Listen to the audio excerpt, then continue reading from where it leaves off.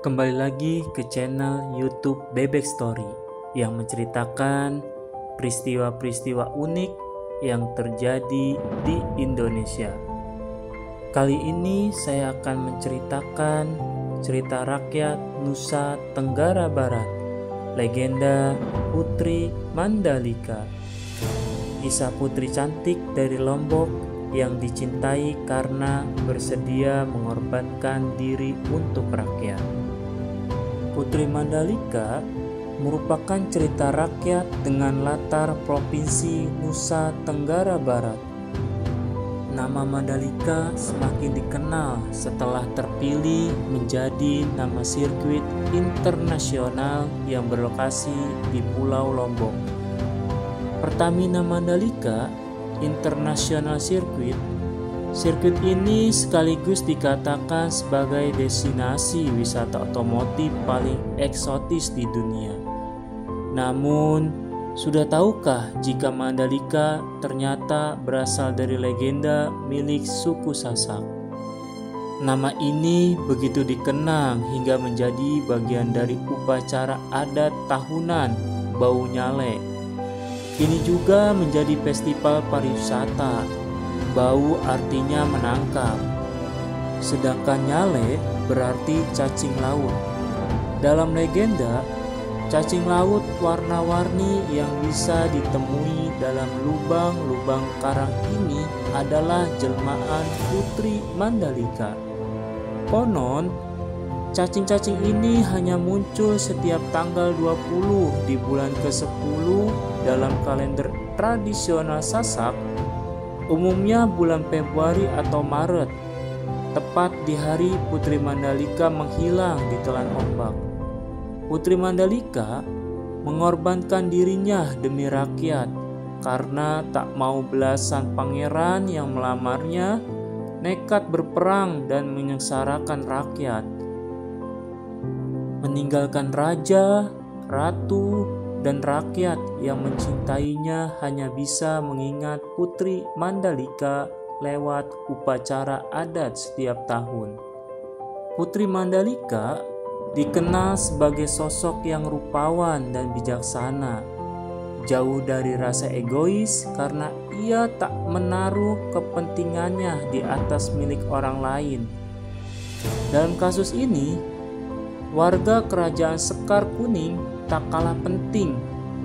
Karakter lain dalam cerita ini adalah orang tua sang putri, Raden Panji Kusuma dan Dewi Seranting, yang dikenal arif dan memiliki tenggang rasa tinggi terhadap sesama. Selanjutnya adalah para pangeran yang melayangkan pinangan untuk Putri Mandalika, digambarkan bersifat tamak dan sombong. Penasaran cerita lengkapnya? Berikut cerita lengkap tentang pengorbanan Putri Mandalika. Alkisah, berdirilah kerajaan yang menghadap ke hampar Samudra Hindia. Kerajaan Sekar Kuning di negeri Tonjeng Beru. Sang raja, Raden Panji Kusuma, juga dikenal dengan sebutan Tonjeng Beru, memiliki istri bernama Dewi Seranting. Keduanya terkenal rupawan. Mereka pun hidup harmonis dan memerintah dengan bijaksana hingga rakyat hidup sejahtera. Hari yang dinanti tiba. Raja dan ratu dikaruniai keturunan, seorang putri berparas cantik yang diberi nama Mandalika. Melihat sikap sehari-hari orang tuanya, Putri Mandalika tumbuh menjadi gadis santun, rendah hati, dan sangat menyayangi rakyat. Ia bahkan rela membantu warga dengan tangannya sendiri, tanpa memikirkan jika dirinya adalah seorang ningrat. Tak heran jika Putri Mandalika juga dicintai rakyat hingga selalu dibanggakan sampai ke pelosok negeri. Anugerah menjadi musibah. Siapa sangka bercerita dari mulut ke mulut mengenai paras rupawan dan budi baiknya membuat banyak pangeran dari kerajaan-kerajaan yang dekat maupun jauh hendak memperistri Putri Mandalika. Mereka menunggu hingga Putri Mandalika cukup umur, lalu satu persatu melayangkan pinangannya ke kerajaan Sekar Kuning. Bersama surat-surat pinangan itu, datang juga pemberitahuan kedatangan para pangeran ke kerajaan Sekar Kuning untuk memberi hantaran dan memperkenalkan diri. 1, 2, 3, hingga belasan pangeran datang ke aula Raja Tonjeng Beru untuk memperkenalkan diri dan menyampaikan maksud meminang Mandalika. Mereka tampan, terpelajar, dan berkarisma. Tak lupa para pangeran juga membawa hantaran emas, kain sutra, aksesoris wanita, hingga makanan khas daerah masing-masing untuk memenangkan hati sang putri. Tumpukan hantaran sampai menggunung di kamar Putri Mandalika. Bukan membuat senang, benda-benda itu malah menjadi beban buatnya. Pertengkaran antar pangeran. Sambil menunggu jawaban Putri Mandalika, semua pangeran yang datang dipersilakan tinggal di paviliun tamu kerajaan. Awalnya paviliun itu sepi dan luas, tapi karena terus-menerus kedatangan tamu pangeran beserta ajudan-ajudannya, paviliun tamu menjadi ramai dan tidak nyaman. Tak jarang pangeran-pangeran juga beradu mulut dan saling membanggakan kerajaan mereka. Aura persaingan terasa sepanjang hari. Suatu malam, Putri Mandalika datang ke paviliun tamu secara rahasia. Dia ingin melihat para pangeran yang melamarnya. Namun tak disangka, saat kedatangannya itu, yang terlihat bukan karisma para pangeran yang menemui ayahnya di aula, melainkan sikap sombong dan kekanak-kanakan para pangeran yang sedang memuji diri sendiri dan merendahkan kerajaan lain. Semakin lama Putri Mandalika mendengar obrolan mereka, semakin kejam kata-kata yang terucap dari mulut para pangeran. Mereka tak segan mengajukan ancaman perang pada kerajaan lain, apalagi jika sampai tak terpilih. Mereka hendak menyerang kerajaan yang berhasil meminang Putri Mandalika. Ada juga yang akan mengajukan perang pada kerajaan Sekar Kuning jika sampai cintanya ditolak. Kecewa dengan apa yang disaksikannya, Putri Mandalika kembali ke kediamannya sambil menitikkan air mata. Berdiskusi dengan raja dan ratu. Ini Putri Mandalika bukan hanya bingung, ia pun takut salah mengambil keputusan. Ternyata lamaran-lamaran itu bukan hanya tentang dirinya, tetapi juga tentang peperangan antar suku.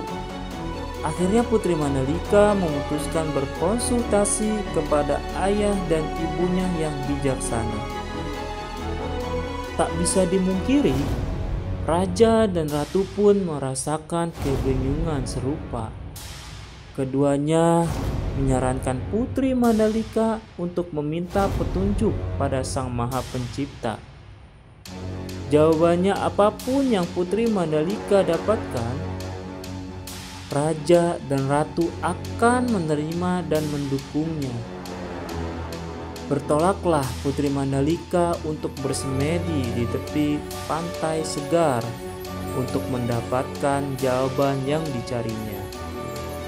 Setelah 3 hari bersemedi, Putri Mandalika mengundang para pangeran untuk datang ke tebing pantai segar saat fajar pada hari ke-20 bulan 10.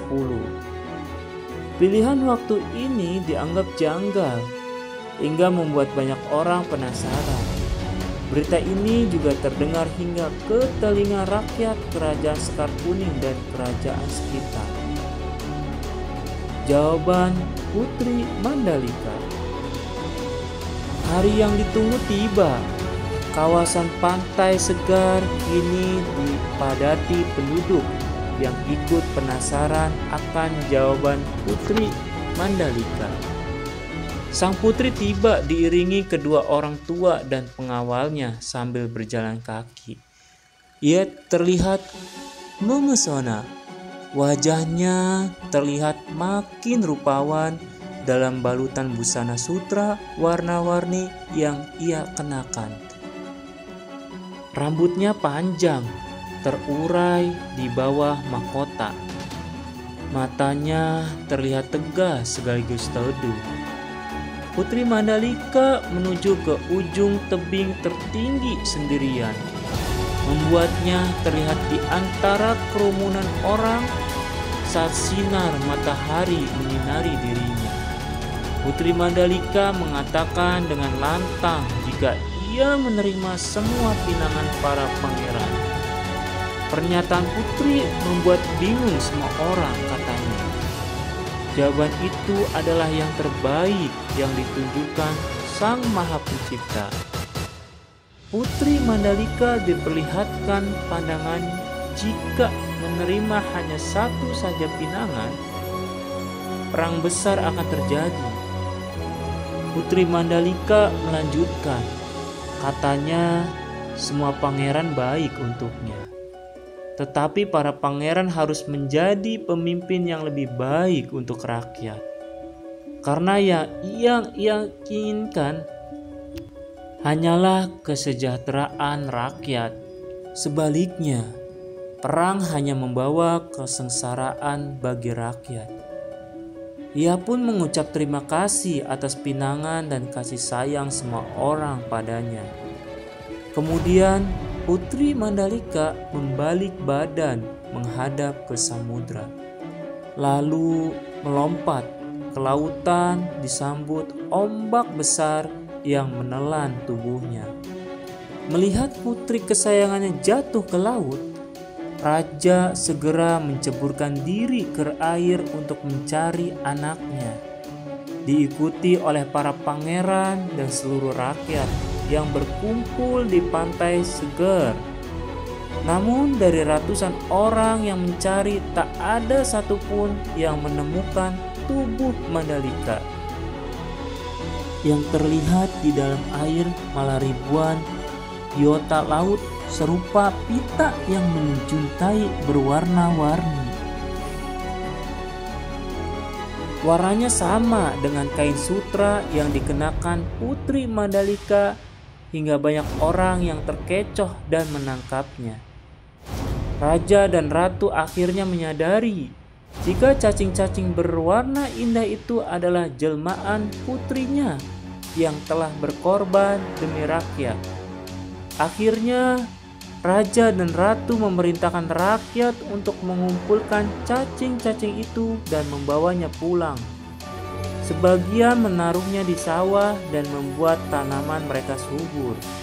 Sebagian lainnya membuat masakan dari cacing-cacing yang mereka sebut nyalek, sehingga kebutuhan pangan mereka selalu tercukupi dan sejahtera, seperti keinginan Putri Mandalika.